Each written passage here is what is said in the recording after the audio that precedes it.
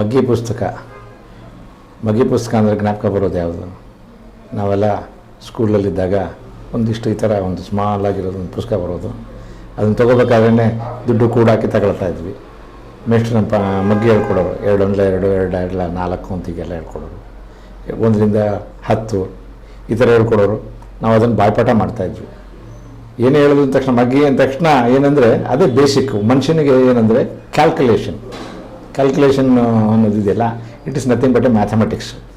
ಈ ಗಣಿತ ಅನ್ನೋದು ಏನಂತಕ್ಕಂಥದ್ದು ಅಂದರೆ, ಚಿಕ್ಕ ವಯಸ್ಸಿಂದನೇ ಆ ಗಣಿತವನ್ನು ಕಲಿತರೆ, ಅದು ಜೀವನಕ್ಕೆ ಅಳವಡಿಸ್ಕೊಂಡು ಬಂದರೆ ಅವನ ಜೀವನ ಪಾವನವಾಗುತ್ತೆ. ಅಂದರೆ ಶಿಸ್ತಾಗಿದ್ದು ಅವನ ಜೀವನ ಸುಗಮವಾಗಿರುತ್ತೆ ಅಂತಕ್ಕಂಥದ್ದೇ ಮಗ್ಗಿ ಪುಸ್ತಕದ ಒಂದು ಮೂಲ ಕಥೆ ಅಂತ ನಾನು ಹೇಳೋಕ್ಕೆ ಇಷ್ಟಪಡ್ತೀನಿ.